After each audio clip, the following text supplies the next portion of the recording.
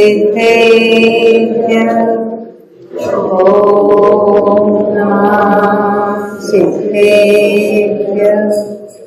ॐ नमः सिद्धेभ्यः ॐ शुद्धात्मने नमो अरिहन्ताम् नमो सिद्धाणं नमो आयय्यान् नमो वर्षायान् नमो लोये सौवसाहुं बन्ध उदय सत्ता सहित कर्मधान करिनर नेमि चंद जयवंत जगे भये केवलीश्वर कर्म कांड को जानिके ज्ञान कांडमय होय परस्वरूप को परिहरे शिव पद पावे सो। जिनेन्द्र भगवान की वाणी के अनुसार कर्णान योग के जो अनेक ग्रंथों की रचना हुई है, उनमें से जो नेमिचंद सिद्धांत चक्रवर्ती ने गोमरसार कर्मकांड ग्रंथ लिखा और उसी की भाषा टीका जो भंडारी भाषा में पंडित टोडरमल ने लिखी है, उसी के आधार से हम यहाँ कर्मों की कुछ बातें देख रहे हैं। कर्म का बंध होता है तो उसमें प्रकृति बंध, प्रदेश बंध, स्थिति बंध, अनुवाह बंध होता है। अन्य तीन बंध की बात हमने नहीं की, हमने केवल प्रकृति बंध की बात की। तो कौन से प्रकृतियां बंध योग्य होती है, उसमें बंध विच्छित्ति कैसे होती है, उसकी हमने चर्चा की। उसके बाद हमने प्रकृतियों के उदय की बात उठाई है। तो प्रकृतियों के उदय में हमने देखा था कि कौन सी प्रकृतियां कौन से गुणस्थान तक उदय होती है और कहाँ किसकी उदय की विच्छित्ति होती है।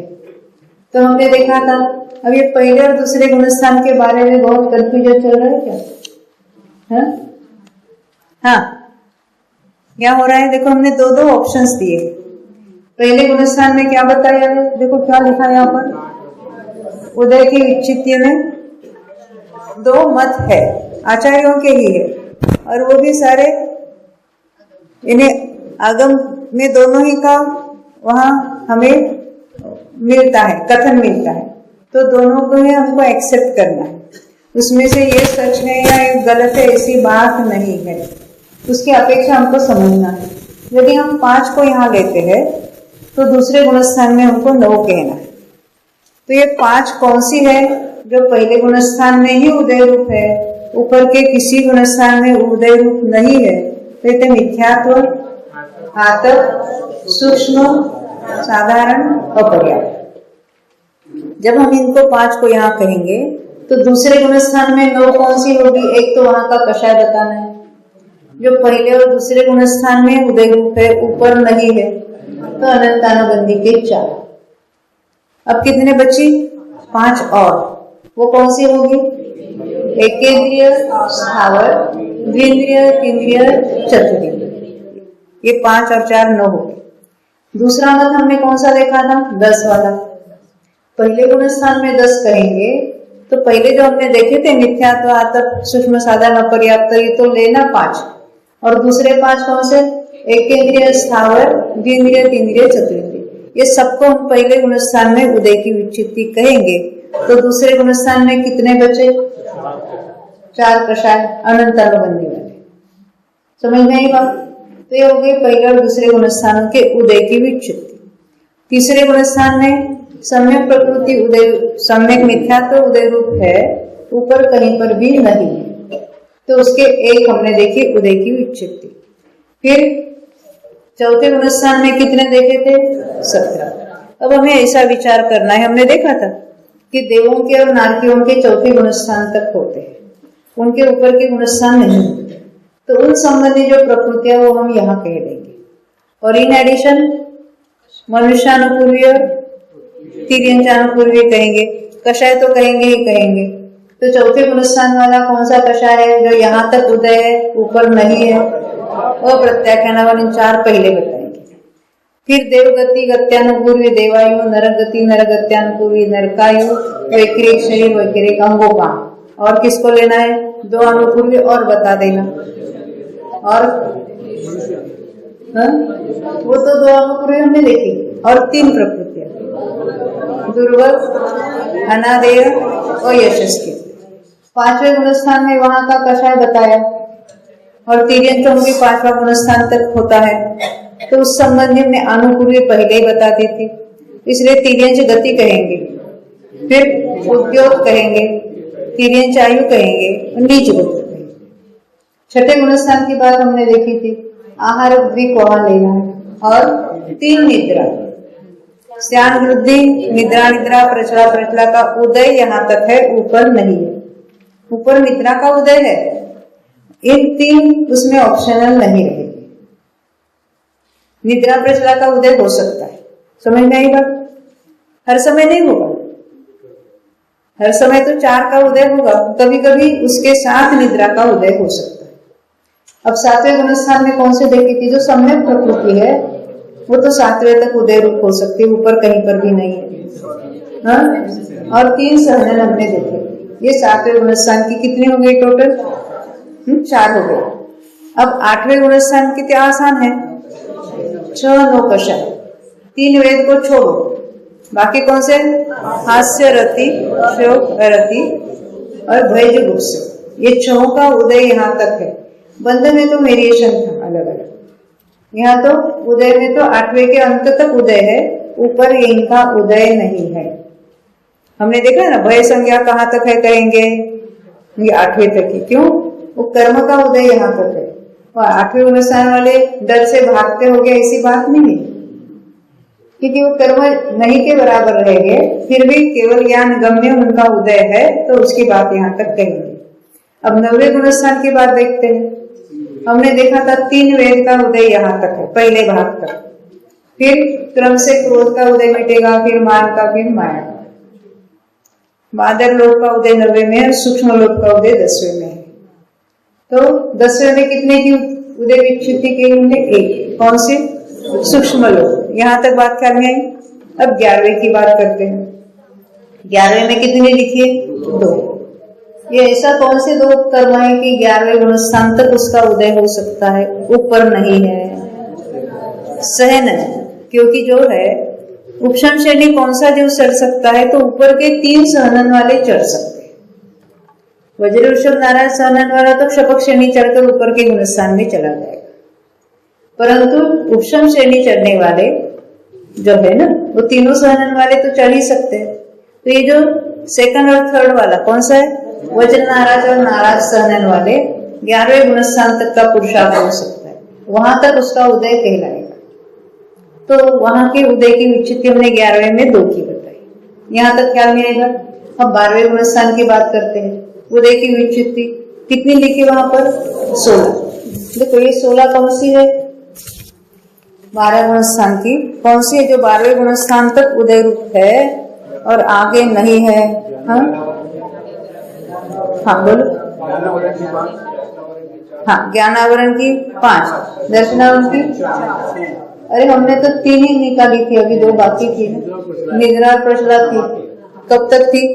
12वें के 2nd लाइन, 2nd लास्ट समय तक, उपांत समय तक। एक होता है अंतिम समय जिसको चरम समय कहेंगे, और एक समय पहले वाला उसको कहेंगे उपांत समय और द्विचरम समय, लास्ट बट 1। वहां तक निद्रा और प्रचला का उदय है, तो सोते होगे ना 12वें गुणस्थान वाले। कर्म है वहां पर और केवल ज्ञान गम्य उदय है, तो उसका कथन यहाँ आएगा। उसका ऐसा कोई कार्य वहां नहीं है। क्या कहती है बात? क्योंकि अत्यंत तो शुद्धोपयोग का है, यानी बहुत विशुद्धि बढ़ गई है, वहां तक उसका उदय है। तो 12वें के उपांत समय में हम कहेंगे निद्रा और प्रचला के उदय की विच्छित्ति हुई, और अंतिम समय में किस किस का उदय होगा? वो मिट गया है। ज्ञानावरण की 5 है, उसका उदय भी मिटेगा और उनका क्षय भी होगा, क्योंकि अभी 13वें में जाने वाले हैं। तो ज्ञानावरण का यहाँ तक ही उदय। दर्शनावरण की 2 निद्रा तो हमने उपांत समय में देखी, यहाँ बाकी 4 है। और कौन से? अंतराय की 5। ज्ञानावरण की 5, दर्शनावरण के यहाँ पर 4, पहले 2 ली थी, उस 2 को गिनेंगे तो 6 हो जाएगी। पहले 5 और ये 6 कितने, 11, और अंतराय की 5, टोटल कितनी हो जाएगी, 16। तो यहाँ कितनी लिखी है आपके चार्ट में, 16 लिखी है। तो 12वें गुणस्थान में 16 के उदय की विच्छित्ति। यहाँ तक बात समझ में आई। अब हम 13वें की बात करेंगे। 13वें के लिए हम आपको पुस्तक भी बताएंगे। देखो वैसे ये हमने पहले पुस्तक में बहुत सारी विस्तार से बातें हैं, पर हमको डायरेक्ट हम आपको 13वां गुणस्थान बताएंगे। देखो 599 पर तो 12वें गुणस्थान की बात बताई है।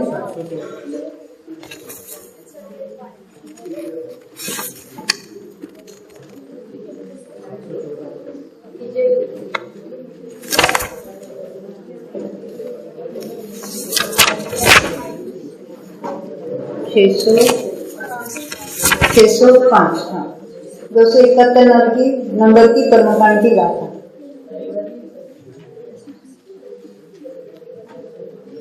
देखो गाथा के बाद की बात हम करेंगे आपको।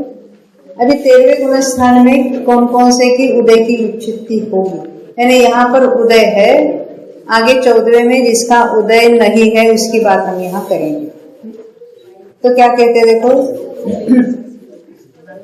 एक गाथा के नीचे पढ़े 605 नंबर का पृष्ठ है। सहयोग केवली गुणस्थान में 2 वेदनियों में से कोई एक वेदनी, 605 यानी नंबर पहली पुस्तक, फर्स्ट ग्रीन, हाँ उसी में ये नंबर होगा, दूसरी पुस्तक में ये 605 नंबर नहीं होगा। तो एक वेदनी, उसका अर्थ क्या है, किसी को साता का उदय चल रहा है वो उदय मिटेगा, किसी को असाता उदय हो रहा है उसका उदय मिटेगा, यानी जिसको साता का उदय मिटेगा उसका असाता का उदय चलता रहेगा। जिसको 13वें गुणस्थान तक साता का उदय है तो असाता बची है, उसका उदय चलेगा आगे, और जिसको असाता का उदय मिटेगा उसको साता का उदय रहेगा। उदय की बात चल रही। तो कहते हैं एक वेदनीय, परंतु हम एक जीव की अपेक्षा कहेंगे एक वेदनीय हारेगा, अनेक जीवों की अपेक्षा क्या कहेंगे, अरे वेदनीय का उदय मिटा ही नहीं है, किसी को साता का चल रहा है किसी को असाता चल रहा है, यानी दोनों का उदय चल रहा है। अनेक जीवों की अपेक्षा से वेदनीय को हम यहाँ गिनेंगे ही नहीं, एक जीव की अपेक्षा से एक वेदनीय को यहाँ गिनेंगे और एक वेदनीय को हम 14वें में गिनेंगे। ये बात ख्याल में आई। तो एक वेदनीय यहाँ बता दिया, परंतु नाना जीवों की अपेक्षा अभी तक हम बात कर रहे हैं तो हम इसे किसी भी वेदनीय को यहाँ नहीं गिनेंगे। तो कहते और कौन सी है भी 13वें में, वज्र ऋषभ नाराज सहन है, इनके उदय चल रहे हैं। तो उसके उदय का कार्य क्या है, उस जाति के परमाणुओं का उसका ग्रहण हो रहा है, निर्माण, स्थिर अस्थिर दोनों को लेना, क्योंकि ये ध्रुव उदयी प्रकृतियां है, हर समय उसका उदय चल रहा है, शुभ अशुभ। अब ऑप्शनल में है किसी को कौन सा किसी को कौन सा, तो सुस्वर और दुस्वर है, किसी को प्रशस्त विहाय गति है किसी को अप्रशस्त है, तो दोनों विहाय गति के लिए। आगे कहते हैं औदारिक शरीर और अंगोपांग, ये नाम कर्म की बात चल रही।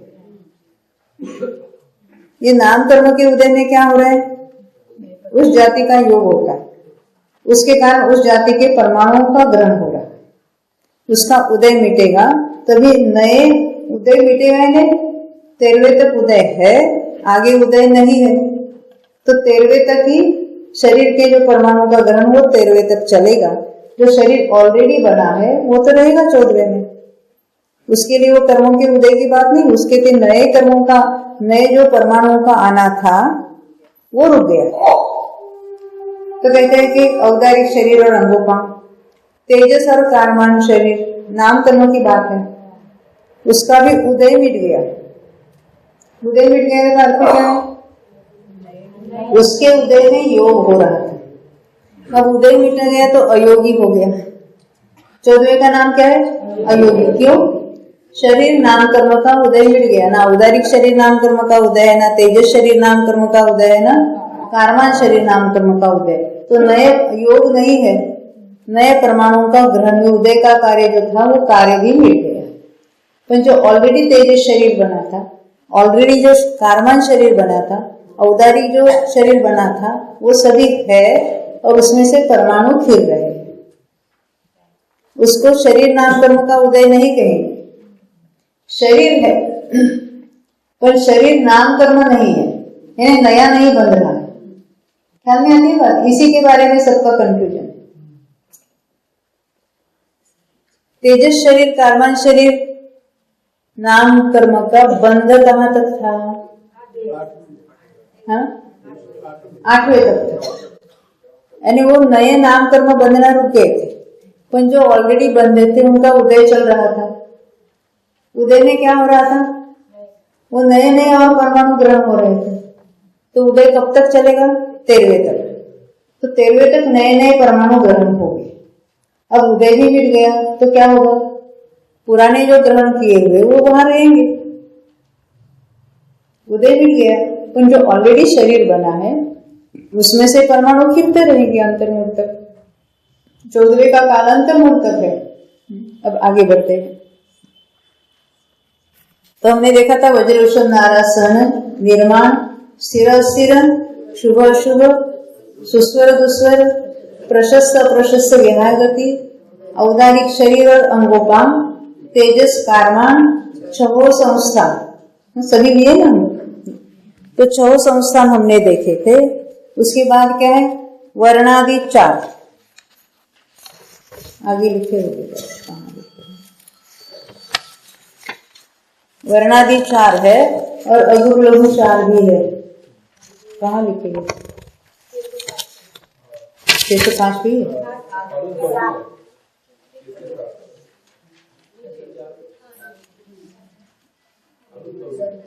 1 2 3 4 संस्थान है ना वो। 6 संस्थान बताए। कोई भी संस्थान क्यों न, उनके अर्यंत अवस्था प्राप्त हो सकती है। 607 पे था। 607 निकालना। हाँ देखिए 607 पेज पर।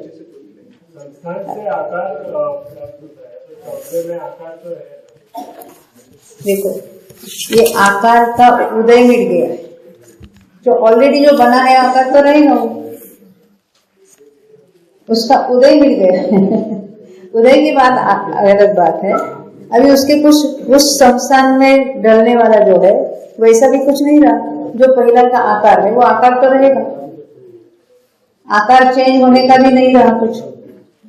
संस्थान नाम कर्म का जो उदय है वो तो चलता रहा था। तो यहाँ देखो 6 संस्थान, यानी कौन से केवली को कौन सा संस्थान है? तो तीर्थंकरों को तो समचतुर्थ संस्थान ही होगा उसका उदय। अन्य जो सामान्य केवली है, अन्य कोई भी संस्थान उनके हो सकता है। तो ये 6 संस्थान हमने देखे थे। फिर वर्णादि 4 ने वर्ण, रस, गंध, स्पर्श, उनका उदय भी यहाँ तक है। क्योंकि जो शरीर के परमाणु जो बन रहे हैं उस स्पर्श के, उस वर्ण के, ऐसे वो बन रहे हैं। तो यहाँ तक उसका उदय है। अभी शरीर के परमाणु का ग्रहण भी रुक गया है, तो इनका भी उदय यहाँ पर भी रुक गया। अब आगे कहते अगुर लघु 4 ने अगुर लघु, उपघात, परघात और उच्छ्वास, उनका उदय भी यहाँ तक ही है। इसके आगे उसका उदय रह गया, मिट गया। अब एक कौन सी रह गई है? प्रत्येक शरीर नाम कर्म जो है, क्योंकि शरीर नाम कर्म के उदय में उस जाति के परमाणु ग्रहण हो रहे हैं। साधारण की तो बात हो सकती नहीं है, वो तो निगोद वालों के होता है उसका उदय। और यहाँ प्रत्येक शरीर नाम कर्म का उदय था, तो शरीर प्रत्येक शरीर है ना उनका, तो उसके परमाणु का ग्रहण हो रहा है। तो हमने ये 13वें गुणस्थान की बात देखी, वो उदय की चित्ती होती है। जो हमने यहाँ वेदनीय को नहीं गिनेंगे तो 29 होगी। तो नाना जीवों की अपेक्षा 29 के उदय की विच्छित्ति हुई। एक जीव की अपेक्षा देखेंगे तो एक जीव को किसी को साता, किसी को असाता का उदय मिल गया, तो 30 की उदय की विच्छित्ति कही। क्या कहा? हम अभी तक नाना जीवों की अपेक्षा बात कर रहे थे, तो हम कहेंगे 29 के उदय की विच्छित्ति हुई। वो सर्व सत्ता में पड़े रहेंगे, उनका उदय मिल गया है, तो उनका कार्य भी कुछ नहीं होगा 14वें में। 13वें तक तो उनका कार्य हो रहा था उदय में, अभी उदय रुक गया है, तो उदय रुक गया तो उसका कार्य भी नहीं रहेगा, प्रकृतियां सत्ता में रहेगी। उनका क्षय तो 14वें में जाके अंतिम 2 समयों में उनका जो सत्व की विच्छित्ति क्षय हो जाएगा। यहाँ तक समझ में आई बात? हाँ, एक जीव की अपेक्षा 30, क्योंकि एक वेदनीय हमने गिना, अनेक जीवों की अपेक्षा विच्छित्ति हुई नहीं। कोई साता का उदय वाला है, कोई असाता का उदय वाला है, इसलिए उदय की विच्छित्ति में उसको नहीं गिनेंगे। नाना जीवों की अपेक्षा हम 29 ही कहेंगे। एक पर्टिकुलर जीव की अपेक्षा क्या कहेंगे? हाँ, उसका साता का उदय मिल गया, भी असाता करेंगे, तो उसको हम 30 में गिनेंगे। यहाँ तक क्या नहीं? अब अकेला एक गुणस्थान रह गया 14, तो उसमें जो एक उदय रूप थी, एक वेदनीय यहाँ की, और अनेक जीवों की अपेक्षा हम 2 वेदनीय कहेंगे, दोनों की उदय विच्छित्ति कहेंगे, तो एक वेदनीय। अब मनुष्य गति है, यहाँ पर पंचेंद्रिय जाति है, सुभग है, आदेय है, यश कीर्ति है, क्योंकि स्थिर अस्थिर हमने दोनों को लिया था 13वें में, शुभ अशुभ को भी लिया था, है ना, सुस्वर दुस्वर को भी लिया था। अब यहाँ किसको लेना है? सुभग, आदेय, यश कीर्ति, ये 3। फिर त्रस, बादर, पर्याय, प्रत्येक को हमने 13वें में देखा, इनका उदय चल रहा। फिर जो कोई तीर्थंकर होगा उसको तीर्थंकर प्रकृति का भी उदय है, यहाँ पर 14वें तक है। मनुष्य आयु का चल रहा है यहाँ पर, और उच्च गोत्र है, तो कितने हो गए टोटल? वेदनीय को दोनों को गिनेंगे तो 13 हो जाएगा, एक को गिनेंगे तो 12। जब हम 30 लेंगे तो 12 कहेंगे, जब हम 29 कहेंगे तो यहाँ 13 लेंगे। ऐसी कौन सी प्रकृति की जो है यहाँ है परंतु उदय रूप नहीं है? गत्यानुपूर्वी, उसका उदय हमने 4थे में रुका था, परंतु वो सत्ता में पड़ी थी, अंतिम समय तक है वो तो जब क्षय की बात करेंगे तब उसकी चर्चा करेंगे। तो हम बहुत थक गए उदय को करते करते, इसे बंद करना बहुत आसान था। आसान है ना, ज्ञानादि से कर रहे हैं। अभी थोड़े हम इसी संबंध में प्रश्न देखते हैं। कार्मान शरीर नाम कर्म के उदय में परमाणु का ग्रहण क्यों होता? कार्मान शरीर नाम कर्म के उदय का कार्य क्या है? योग की कर्म को ग्रहण करने की शक्ति, उसको कहेंगे योग। उसके कारण क्या होता है? योग के कारण क्या होता है? प्रकृति बंध, प्रदेश बंध होता है। कौन से गुणस्थान से होता है? अरे पहले गुणस्थान से चल रहा है ना। तो प्रकृति बंध और प्रदेश बंध कब तक होता है? 13वें तक होता है। योग है तब तक उसका है। तो यह कार्मा शरीर नाम कर्म के उदय का फल। उदय यहाँ तक है तो योग भी यहाँ तक है, और नए जो ग्रहण होता है उसका कार्य भी यहाँ तक है। आगे नया ग्रहण होना रुक जाएगा, ये बात है। कार्मान शरीर के उदय, नाम कर्म के उदय से कार्मान शरीर बनता है। हाँ, कर्म बनते हैं। कर्म यानी कार्मान वर्गणा का ग्रहण होता है, वो कर्म रूप परिणमित होते हैं। जिसको क्या कहा हमने? 5 प्रकार के शरीर में इसमें क्या होगा?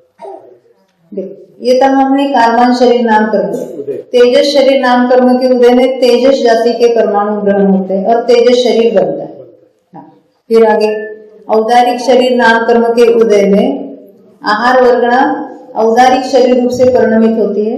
वो शरीर के साथ वो अनंत परमाणु हर समय आके मिलते रहते, पुराने निकलते रहते।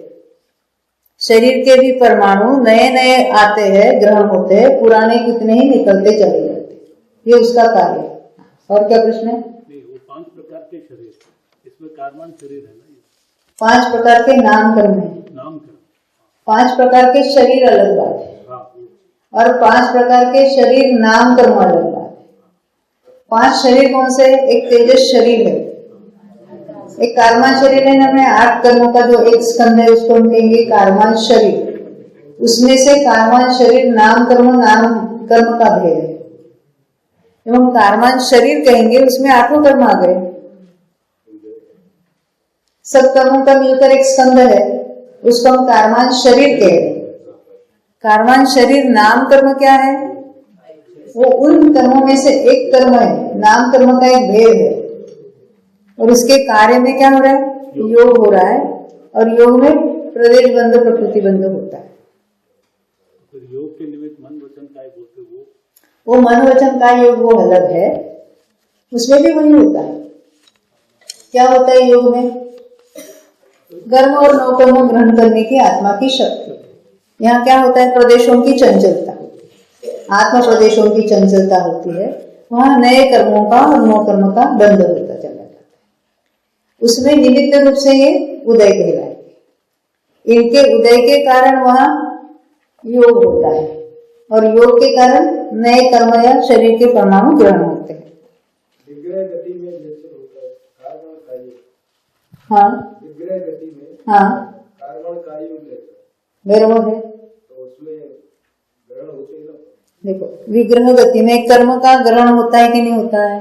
कर्म का बंध होता है कि पूर्ण वितराग हो गया, अभी बंध रुक गया? तो वहां बंध हो रहा है, बंद हो रहा है। वहां राग द्वेष के परिणाम हो रहे हैं कि नहीं हो रहे? अरे हमारे तो ज्ञान गम्य नहीं है तो क्या होगा, परंतु वहां बंध भी है।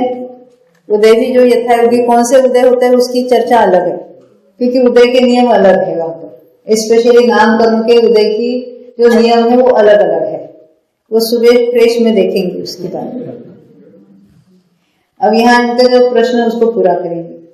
कारमान शरीर नाम कर्म के उदय में परमाणु का ग्रहण क्यों होता है? उसका कार्य ही वो है। कौन से परमाणु का? आहार वर्गण का ग्रहण होगा। अरे कर्म से, हाँ, कारमान वर्गण कर्म रूप हो जाएगी। परमाणु ग्रहण तो बंध में होना चाहिए। उनका कहना था हम बंध में कहेंगे परमाणु का ग्रहण हुआ और बंध हुआ, उदय में क्यों हो रहा? तो कारमान शरीर नाम कर्म का बंध कब तक हो रहा है? बंध 8वें तक हो रहा है। यानी नया कारमान शरीर नाम कर्म भी नहीं बंधेगा। जो कारमान शरीर नाम कर्म की बात है यहां तक बंधेगा। यानी कारमान शरीर नाम कर्म के परमाणु का ग्रहण यहां तक हुआ। अब ऑलरेडी जो कारमान शरीर नाम कर्म बना है उसका उदय चलेगा कि नहीं चलेगा? नया बंध रुक गया। वो कारमान शरीर नाम कर्म नया नहीं आएगा अभी, पर जो ऑलरेडी बंधा पड़ा है उसका उदय चलेगा। कब तक? 13वें तक चलेगा। तो बंध विच्छित्ति हुआ 8 में बंध विच्छित्ति हुई। आगे उसके उदय में क्या हो रहा है? उसके उदय में और नए कर्म या जो कर्म उसका ग्रहण चल रहा है। ये उदय का कार्य हो रहा है। ये बात समझे? तो परमाणु ग्रहण तो बंध में होना चाहिए या उदय में भी ग्रहण होंगे। उसके उदय के फलरूप यहाँ योग जो होता है उसके कारण नया बंध हो रहा है। यह योग की वजह से परमाणु ग्रहण होते हैं क्या? बिल्कुल होते हैं। अशुभ नाम कर्म का उदय 13वें गुणस्थान में कैसे होता है? देख, जहां जो होता है उसका कथन होता है। कैसे होता है के लिए कुछ, और यह अशुभ नाम कर्म और शुभ नाम कर्म क्या है? केवली को क्या उसका फल मिल रहा है?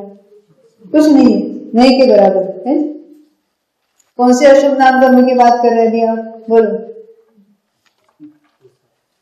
आप बोलना, कौन से अशुभ नाम कर्म का उदय है? आपका असाता को कहना है ना, असाता को ही कहना है ना। हमने उसकी बात बताई। अशुभ कर्मों का अनुभाग अनंत गुना घटता घटता घटता नहीं के बराबर हो गया। यहाँ तो शुभ प्रकृतियों का उदय होना चाहिए ना।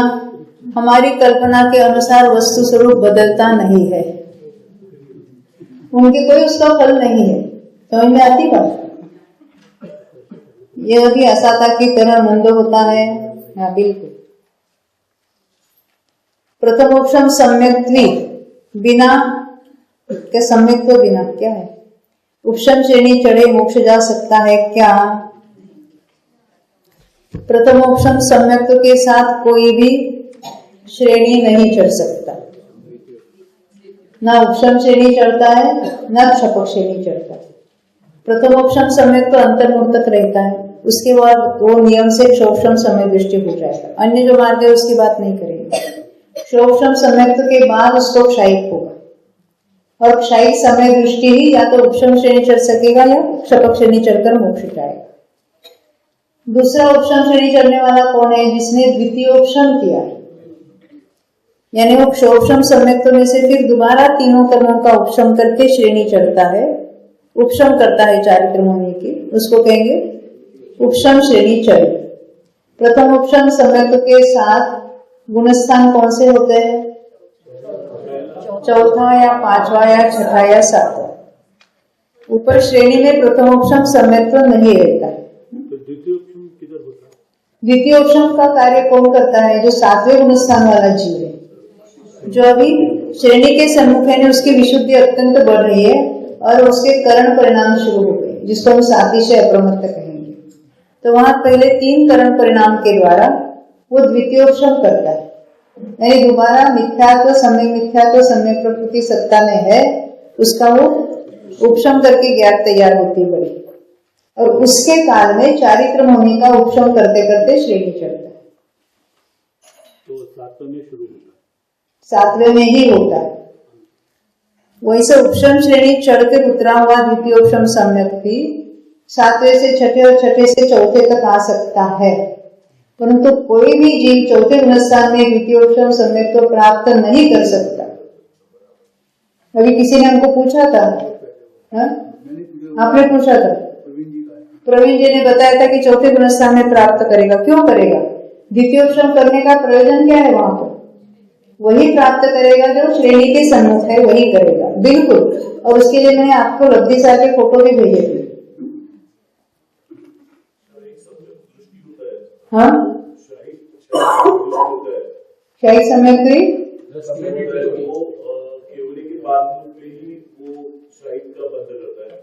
शाही का बंधन नहीं होता है, शाही सम्यक की प्राप्ति करता है।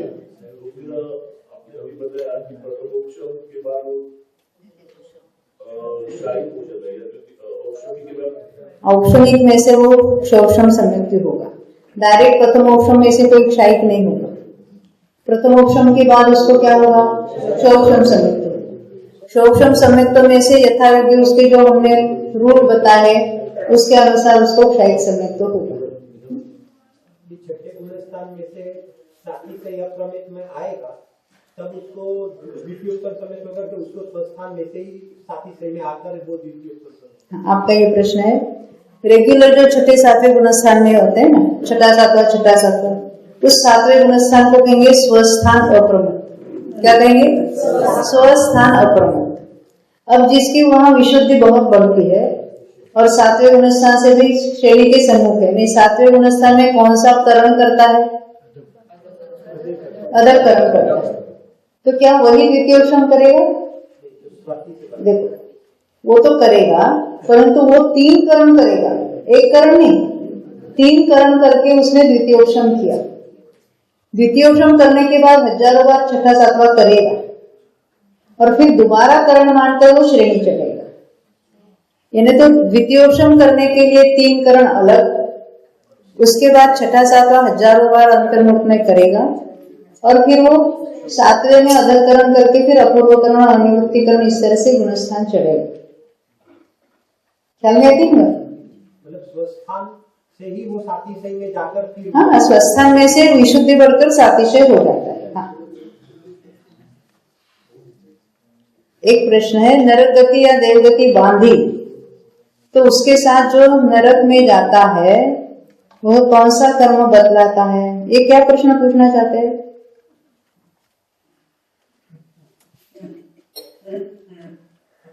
कौन बता? इस प्रश्न में क्या पूछना चाहते हैं? किसका प्रश्न है? कि प्रश्न वाला नहीं है तो उसका उत्तर देने से। हाँ हाँ बोलो। नरक गति या देव गति बांधी। अभी मिथ्या दृष्टि जीव तो चारों गति का बंद करना है। उसके साथ जो नरक में जाता है केवल गति बांधी इसलिए नरक में नहीं जाता, आयु बांधनी चाहिए। जो नरकायु बांधेगा वो नरक में जाएगा। उसकी सत्ता में कौन कौन से गतियों के परमाणु है? चारों, और आपके हमारे चारों। नरक गति के साथ मतलब पहली नरक से सातवीं नरक जो डिसाइड होता है वो कहाँ डिसाइड होता है? 1 से 7 नरक में जाता है। क्यों ले जाता है? मतलब कहाँ डिसाइड कौन से गति में जाएगा? आयु कितनी बांधी है? 33 सागर की बांधी है तो 7वें नरक की बांधी है। और हम कहेंगे 1 सागर की बांधी है तो कहाँ चले जाएगा? 10,000 वर्ष से लेकर 1 सागर तक के पहले नरक में जाएगा। कहाँ की कितनी आयु है, कौन से पाथड़े में कितनी आयु है, सब सुनिश्चित है। ओवरलैप कभी नहीं होती। 2 आयु कैसे? एक ही आयु बनती है। एक भाव में या तो नरकायु बनेगी या देवायु या तिर्यंच आयु या मनुष्य आयु। कोई भी 2 आयु ओवरलैप नहीं होती है। ख्याल में ये गति के परमाणु पड़े हैं, चारों गति के परमाणु अंदर पड़े हैं बंधे हुए। जिस आयु का बंध होता है मरकर वहां चला जाता है। क्षायिक सम्यक्त्व खुद जान सकते हैं क्या उनको कौन सा सम्यक्त्व है, उतनी निर्मलता उनके होगी।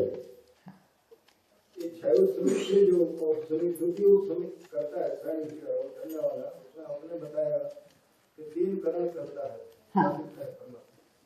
तो 3 करण में उसको मिथ्या तो ऑलरेडी वो समय अकेले समय उदय में। देखो आपका प्रश्न है ये द्वितीयोपशम जो करता है तो पहले वो कौन से सम्यक्त्व में था?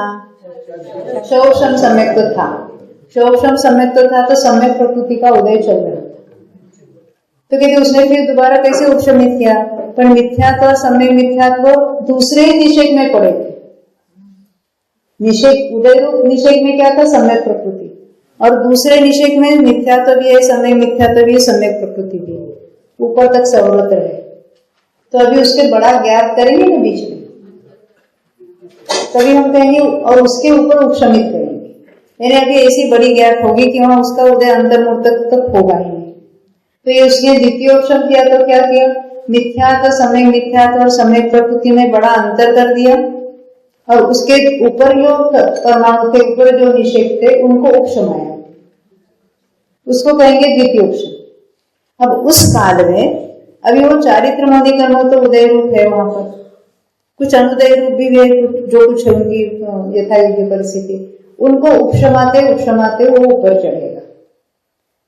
तो उसने द्वितीयोपशम किया तो दर्शन मोहनी का किया और उपशम श्रेणी में कार्य किया गया चारित्र मोह को उपशमाया। तो चारित्र मोह को उपशमाने का कार्य क्षायिक समय दृष्टि भी तो कर सकता है, बिल्कुल वो श्रेणी चढ़ सकता है। या दूसरा कौन सा करेगा?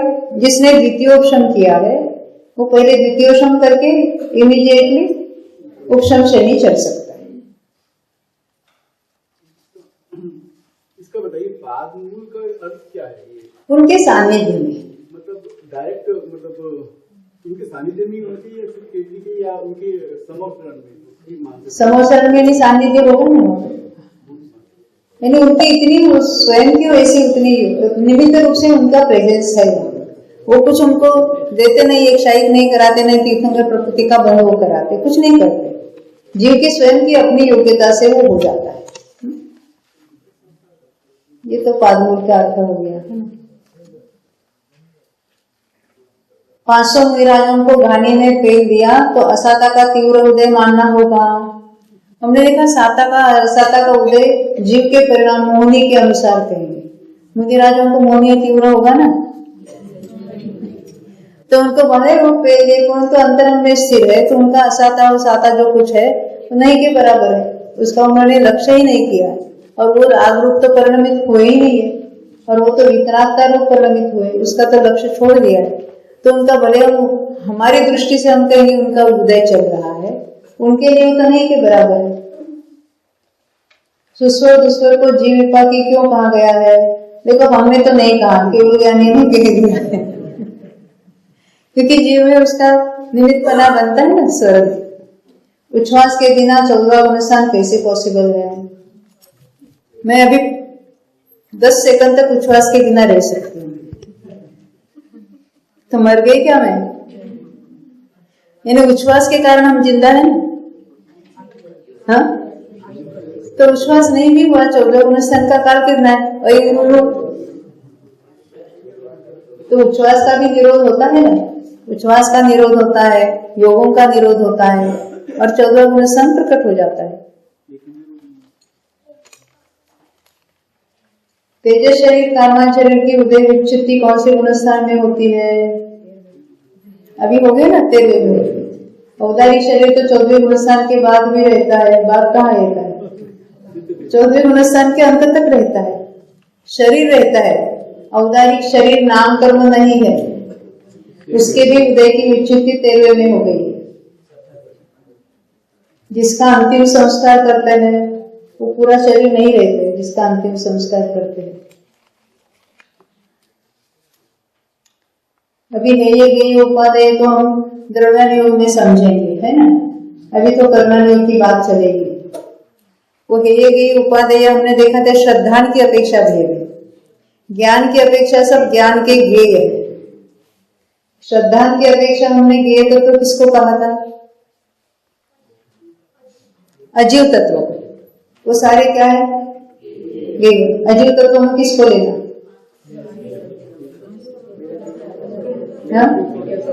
खाली पुद्गल को?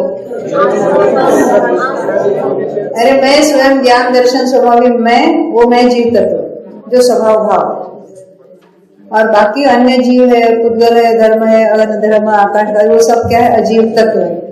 वो गेय तत्व है ना, उनको जानते रहना चाहिए ना। तो कैसे गेय है? मैं उस रूप नहीं हूं, ऐसे गेय है। हमने तो गेय है तो चलो जानते रहो, वो टीवी भी हमारा गेय है तो हम रात दिन जानते रहते हैं उसको। ये श्रद्धान की अपेक्षा रखो।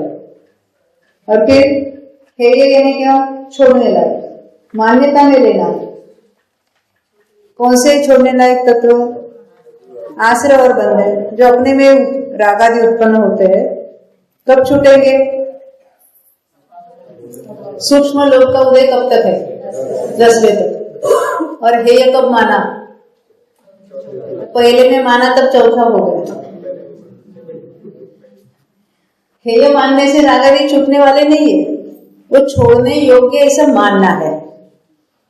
छूटेंगे अपने स्व समय पर हमने अपना नाता छोड़ दिया उसके साथ। राग आदि का ना कर्तापना माना है और ना उसका भोक्तापन है, वो करने योग्य नहीं माना है। हो रहे वो बात अलग है, पर करने योग्य माना ये तो मिथ्यात्व है। ये गेय उपादेय। उपादेय नहीं, वो प्रकट करने लायक कहेंगे, आश्रय करने लायक कहेंगे। अब ये 7 तत्वों का विषय तो बहुत बार हो गया है। केवल ज्ञान भी एक समय की पर्याय है, इसको समझना है। उसमें समझने जैसी क्या बात है? वो ज्ञान की एक समय की पर्याय है। स्वभाव में केवल ज्ञान हर समय प्रकट हो ऐसी योग्यता है। वो केवल ज्ञान जो स्वभाव कहते हैं वो स्वभाव की बात है। स्वभाव तो त्रिकाल एक जैसा है। परिपूर्ण ज्ञान, अमर्यादित ज्ञान वो स्वभाव की बात है। और उस समय से हर समय केवल ज्ञान प्रकट होगा। कब? 13वें गुण स्थान से लेकर केवल ज्ञान केवल ज्ञान केवल ज्ञान सिद्ध अवस्था में भी कब तक चलेगा? अनंत काल तक चलेगा। हर समय केवल ज्ञान, पर है एक समय की पर्याय। हर समय में नया नया केवल ज्ञान होगा और वो बात चलती रहेगी। अब आगे बढ़ते हैं थोड़ा।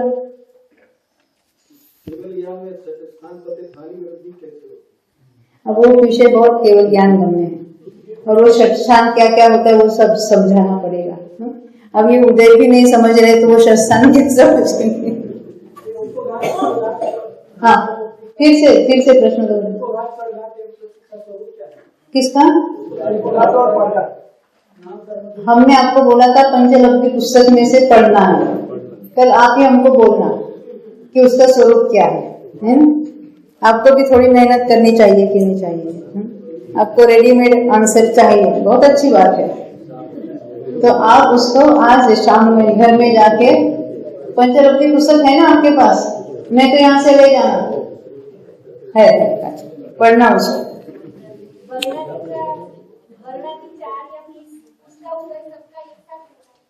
किसका? वर्णादि 4 सबका उदय चल रहा है, एक साथ सबका चल रहा है। उसके उदय में सभी वर्ण वाले परमाणु का ग्रहण हो रहा है। एक समय में अनंत परमाणु ग्रहण होते हैं, तो उसमें कुछ प्रशस्त वर्ण भी होते हैं, कुछ अप्रशस्त वर्ण भी होते हैं। उन सबका उदय भी चल रहा है, उसके उदय में उस वर्ण वाले, उस गंध वाले परमाणु भी ग्रहण हो रहे हैं। ये तो हमने 14वें तक के उदय की स्थिति देखी थी।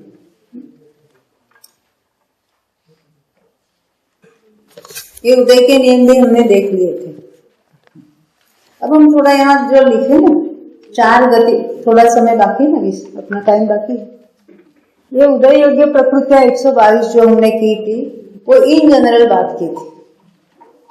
अब प्रत्येक गति की अपेक्षा अलग अलग बात है। अब जो नरक में कितने लिखे यहाँ पर 76 प्रकृतियों के उदय की बात है, यहाँ पर बंद की नहीं, उदय की बात है। कीड़े को 107 लिखा है, मनुष्य को 102 लिखी है और देवों के लिए 77 लिखी है। थोड़ा इसका हिसाब देखते हैं, अपनी भाषा में सीखेंगे हम इसको। पहले नारकी की बात करते हैं, तो हम ऐसा हिसाब लगाएंगे। नारकियों को घाती कर्म हो गए कि नहीं हो गए? ज्ञानावरण हो गए, कितने हो गए? दर्शनावरण हो गए, स्त्यान वृद्धि, निद्रा निद्रा, प्रचला प्रचला का उदय नहीं होगा, वो 3 का उदय नहीं होगा। समझ में आती है? ज्ञानावरण 5 का उदय है, दर्शनावरण के 9 में से 3 का उदय नहीं है। हम कौन सा नहीं है उसको गिनेंगे तो हमको 122 में से घटाना आसान होगा। तो नारकियों के स्त्यान वृद्धि त्रिक का उदय नहीं है, लिख लो। नारकी के कितनी प्रकृतियां उदय रूप है उसको हम घटा रहे हैं, तो कौन सी नहीं है उसका हिसाब लगाएंगे।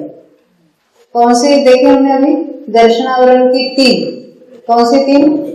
स्त्यान वृद्धि, निद्रा निद्रा और प्रचला प्रचला। अब नारकियों को, ये तो दर्शनावरण हो गया। मोहिनी के किसका उदय नारकी को नहीं है? हाँ, स्त्री वेद और पुरुष वेद का नहीं, क्योंकि नारकी सारे नपुंसक वेदी है। मोहिनी में से मिथ्यात्व का उदय है ना उनके, नारकी तीसरे में जा सकते, सम्यक मिथ्यात्व का उदय है कि नहीं है? तीसरे गुणस्थान वर्ती नारकी को सम्यक मिथ्यात्व का उदय है कि नहीं है? जो चौथे गुणस्थान वाला सम्यक दृष्टि है, क्षोभम सम्यक दृष्टि, उसको सम्यक प्रकृति का उदय है कि नहीं है? तो दर्शन होने की बात हो गई। चारित्र होने में से अनंतानुबंधी का उदय है, अरे चारों कषाय चोकड़ी का तो उदय है न? अब कौन सी बची? 9 नकषाय, हास्यरति, शोकरिति, उदय होगा उसका। किसका उदय नहीं होगा? 3 वेद में से स्त्री वेद और पुरुष वेद का उदय नहीं होगा। तो अभी तक हमने कौन से देखे? स्त्यान वृद्धि आदि 3, पुरुष वेद और स्त्री वेद, ये सब 3 और ये 5। घाती कर्म के 47 में से ये 5, अभी घाती कर्म का हिसाब है, 5 नहीं है। तो घाती कर्म की उनके कितने का उदय होगा? 42 का उदय होगा। अलग अलग जीवों की अपेक्षा बात है, चारों गुणस्थानवर्ती जीवों की अपेक्षा बात है। तो घाती कर्म की कितने का उदय है? अन्य अन्य जीवों की अपेक्षा है 42। किसी को भी स्त्यान वृद्धि त्रिक और स्त्रीवेद पुरुष वेद का उदय नहीं रहेगा। यहाँ तक बात है। अभी अघाती की बात करते हैं। नारकियों को साता का उदय होगा कि असाता का होगा? दोनों का, हर अंतर्मुख में पलट पलट कर उदय होगा।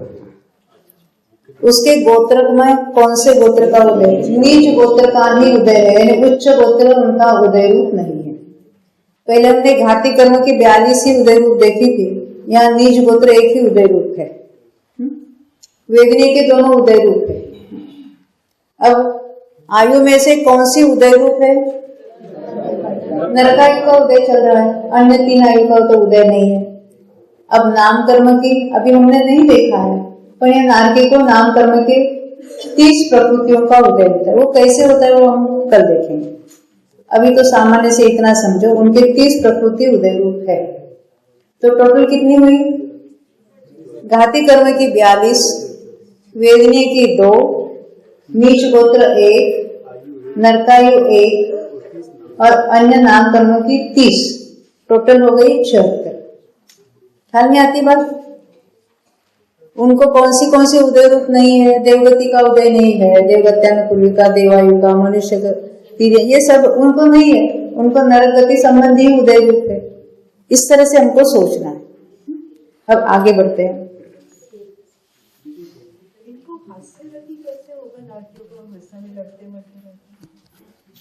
यथा योग्य उसका संक्लेश विशुद्धि हो गई कि नहीं हो गई, वहां पर भी चलता है। आप कहेंगे उनको हास्यरति का उदय कैसे होता होगा, उनको साता असता का क्या उदय होता होगा, असाता समझते, साता क्या होता होगा, हाँ दूसरे को मारकर खुश हो गए।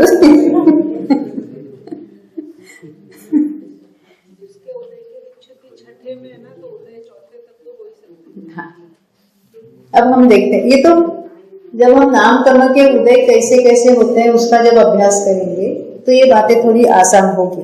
अभी सभी बातें तो एक साथ नहीं आएगी, क्योंकि नाम कर्म के बारे में बहुत इंटरेस्टिंग बातें हैं और वो जब समझ में आ जाएगी उसके बंध या उसके उदय के कूट, वो सब हम देखने वाले। अब हम तिर्यंच की बात करेंगे। तिर्यंच में कौन से नहीं होते उसका हिसाब लगाएंगे पहले। तो तिर्यंच आयु का उदय है तो 3 आयु का उदय नहीं होगा, बराबर। तिर्यंचों के गोत्र कौन सा होता है, तो उच्च गोत्र का उदय नहीं होगा। उनके गति कौन से, तिर्यंच गति गत्यानुपूर्वी का उदय, तो मनुष्य गति गत्यानुपूर्वी का उदय नहीं होगा। देवगति विक उसका उदय नहीं होगा। नरक गति विक उसका भी उदय नहीं होगा। समझ में आती है? आयु तो हमने पहले 3 आयु को बाद किया। अब ये गति और गत्यानुपूर्वी, वो 3 दूनी 6 वो भी नहीं है उनके। अब ये देव और नरक गति का उदय नहीं है तो वैकृत शरीर और अंगोपंग का उदय तिर्यंचों के होगा क्या, नहीं। उनके औदारिक और औदारिक अंगोपंग का उदय है तो वो भी उनके नहीं है। आहारक द्वीप का उदय होता है क्या, वो तो छठे गुण स्थानवर्ती मनुष्यों के होगा, वो भी नहीं है। तीर्थंकर प्रकृति का उदय होता है, अरे बंद भी नहीं होता, उदय की क्या बात है। तो इनके बिना कितनी हो गई प्रकृतियां, 15। 122 में से 15 माइनस करना, कितने, वहां कितने लिखिए, हाँ हिसाब बराबर है। फिर से देखो, तिर्यंचों के कौन कौन सी प्रकृतियां नहीं होगी, 3 आयु नहीं होगी और 3 गति संबंधी जो प्रकृतियां है, कौन सी, गति और गत्यानुपूर्वी, मनुष्य संबंधी, देव संबंधी, नरक संबंधी, वो उनके नहीं होगी। अब देव और नरक गति संबंधी नहीं प्रकृतियां हैं, वो प्रकृतियां नहीं है। वैकृक अंगोपांग भी नहीं होगी। आहारक अंगोपांग जो उदय छठे अनुष्ठानवर्ती मुनिराजों के होता है वो भी उनके नहीं होगी। तीर्थंकर प्रकृति का उदय होने का कोई सवाल ही नहीं है। तो ये कितनी टोटल हो गई, 15। तो 122 टोटल जो बंद उदय योग्य है उसमें से 15 को माइनस करना, कितने रहेगी, 107। तो तिर्यंच गति में उदय योग्य प्रकृतियां 107। फिर हम गुणस्थान में उसकी चर्चा कर सकते हैं, सोच सकते हैं। अब मनुष्यों की बात करेंगे। जो मनुष्य है उनके अन्य 3 आयु का उदय नहीं है, जैसे हमने तिर्यंचों में देखा वैसे यहाँ पर भी देखना है।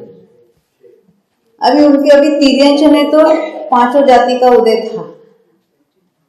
अब मनुष्य है तो कौन सी जाति का उदय है, पंचेंद्रिय जाति का, तो उनको 4 जाति का उदय नहीं है। हम नहीं है वाली प्रकृति देखे, 3 आयु का उदय नहीं है, 4 जाति का भी उदय नहीं है।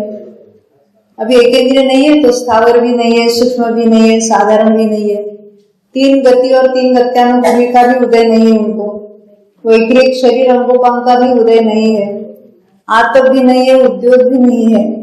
तो इसके बिना यानी 20 बिना उनके 102 प्रकृतियां है वो उदय योग्य है। फिर से दोबारा मनुष्यों में घटित कर रहे हैं तो अन्य 3 आयु का उदय नहीं है, अन्य 3 गति और गत्यानुपूर्वी भी उनके नहीं है, 4 जाति भी नहीं है उनके। तो जो एक इंद्रिय जाति के साथ होती है ना, वो स्थावर है, सूक्ष्म है, साधारण है, वो नहीं। अपर्याप्त तो होगा क्योंकि मनुष्य अपर्याप्त भी हो सकते हैं, अपर्याप्त को इसमें नहीं लिया। और क्या है, वैकृत शरीर अंगोपांग नहीं है, आतप और उद्योग आतक तो एक इंद्रिय के साथ बनती है, उद्योग तो तीन गति के साथ बनती है, वो भी इनके नहीं है। कितने रह गए अभी? 20 हो गए। 122 में से 20 माइनस कर दो, 102 है बराबर। अब देवगति में देखेंगे हम, देवगति में क्या है देखो, हाँ अन्य 3 आयु नहीं है। देखो क्या है उसको हम कहेंगे, जब हमने घाती कर्म में क्या नहीं होगा, जैसे हमने नारकी को 3 निद्रा नहीं कहा, तो देव में भी स्त्यान बुद्धि आदि 3 निद्राएं नहीं होगी। नारकी को 2 वेद नहीं थे, देवों में क्या है 2 वेद है, नपुंसक वेद नहीं है। यानी स्त्यान बुद्धि के 3 नहीं है, नपुंसक वेद का उदय नहीं है किसी को भी, वेदनीय दोनों है ना? अभी एक देवायु है पर अन्य 3 आयु नहीं है, अन्य 3 गति गत्यानुपूर्वी भी उनके नहीं होगी।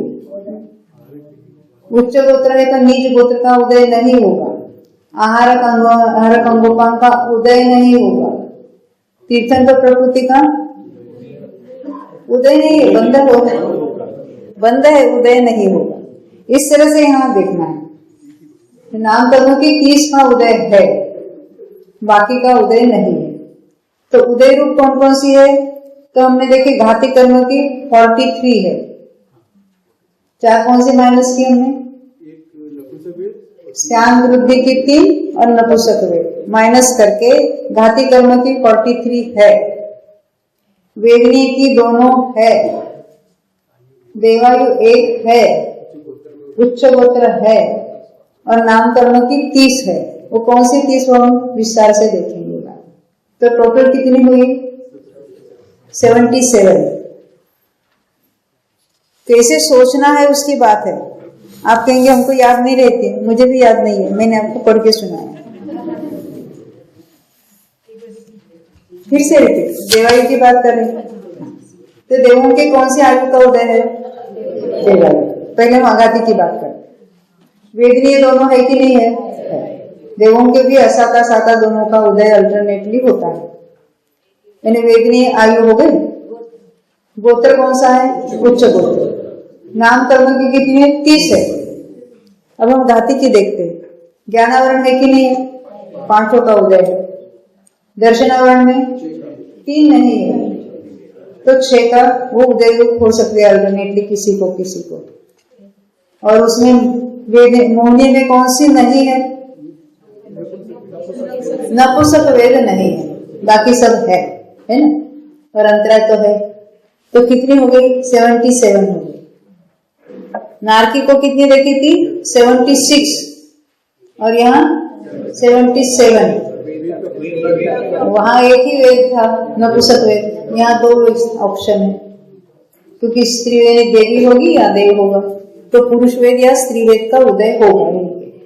ये हमने 4 गतियों में उदय कैसे हो सकता है, कितने प्रकृतियों का, और जब उसमें से हम विच्छित्ति कहेंगे तो इनमें से किसकी विच्छित्ति कहाँ होती है उसकी बात करेंगे। हम मार्गणाओं में डिटेल में नहीं जाना है, पर जब हम उसको पढ़ते हैं तो उसका अर्थ कैसे लगाना है इसकी चर्चा करेंगे। अच्छा, आप कहेंगे यहाँ लिखा तो है बोर्ड में, और आपने हमको उदीरणा की बात कोई बताई ही नहीं है। तो उदय और जिसका उदय होता है उसकी उदीरणा होती है। उदीरणा क्या होती है, तो उदय होता है यानी उसके उदय रूप निषेक चल रहे हैं, परंतु सत्ता में तो बहुत सारे निषेक पड़े हैं, तो ऊपर के निषेकों के कुछ परमाणु, सभी के सभी नहीं, कुछ परमाणु अपना निषेक छोड़कर नीचे के परमाणु में आ मिलते हैं। अब उदयावली तक आ मिलते हैं और उनका भी उदय शुरू हो जाता है, तो उसको क्या कहेंगे, उदय। नहीं समझे कि भोजनालय के बाद बाहर बड़ी क्यों चल रही है?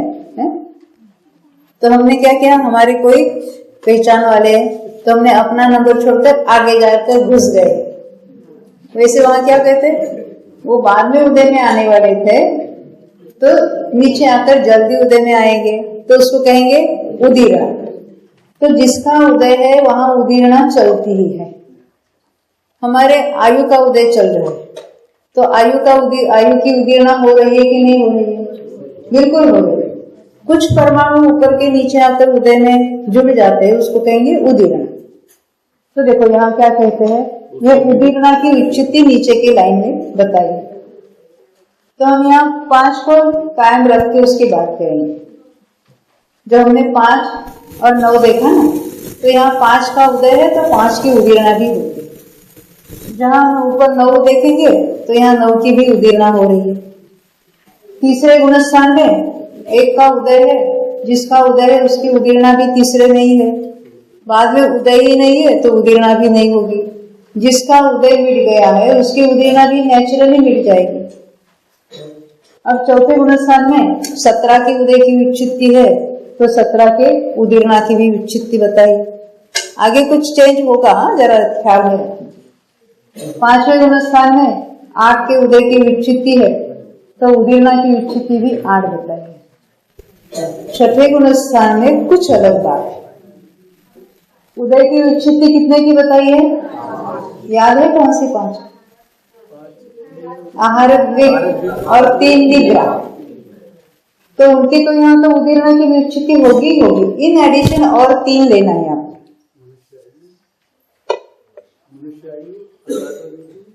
अरे उसकी उदय की विच्छित्ति कराएंगे तो आगे के गुणस्थान कैसे बनेंगे?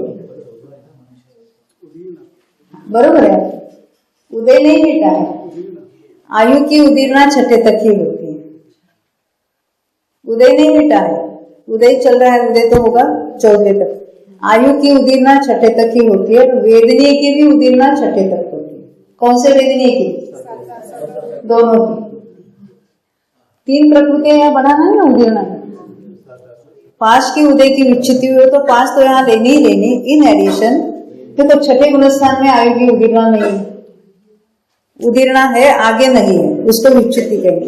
जो 7वें गुणस्थान में है उसके आयु की उदीर्ण नहीं है। 6ठे में आने पर आयु की उदीर्ण होगी, फिर 7वें में गया तो आयु की उदीर्ण नहीं होगी, रुक जाएगी अंतर्मुख तक। ऊपर तो कहीं पर उसकी उदीर्ण नहीं है। तो ये 5 और यहाँ उदीर्ण में हमने 8 देखे। यहाँ 3 यहाँ एक्स्ट्रा दी। देखो हम कहते हैं ना, साता असाता के उदय की उदीर्ण की विच्छित्ति यहाँ पर भी हो गई है। हो गए? हाँ, उसकी चर्चा करेंगे कल। अपना भी ओवर टाइम हो गया। हाँ बोलो 24 बोलो।